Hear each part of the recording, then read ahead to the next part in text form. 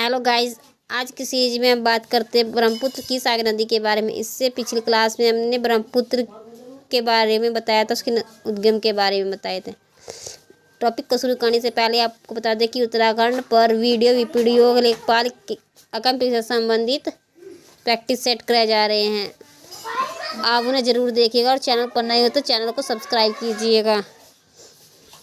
आपको बता दें कि उत्तराखंड के लोअर पीसीएस के मेंस के टॉपिक्स में सीरीज आपके लिए काफ़ी हेल्पफुल होंगी।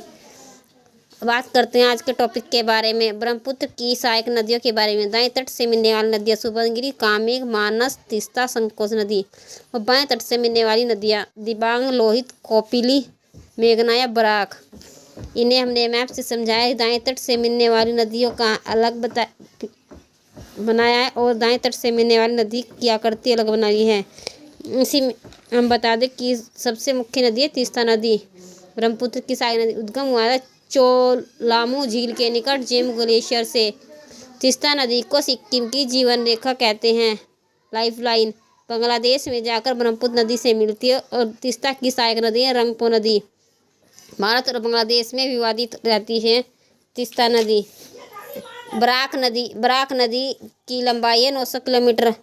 उद्गम हुआ है बराक नदी मणिपुर की पहाड़ियों से, लिथाई खुलन गांव के समीप है।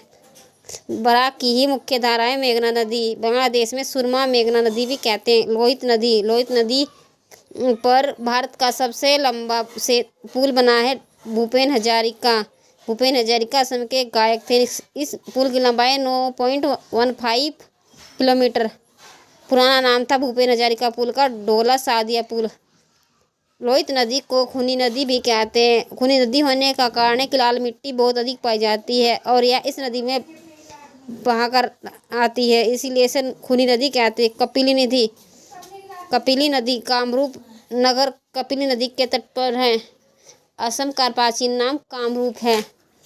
मानस नदी भूटान से निकल असम राज्य में ब्रह्मपुत्र नदी से मिलती है। मानस के तट पर असम का राष्ट्रीय उद्यान मानस राष्ट्रीय उद्यान स्थित है। सुबनसिरी या सुवर्णगिरी यह एक पूर्ववर्ती नदी है। उद्गम हुआ है इसका तिब्बत क्षेत्र में।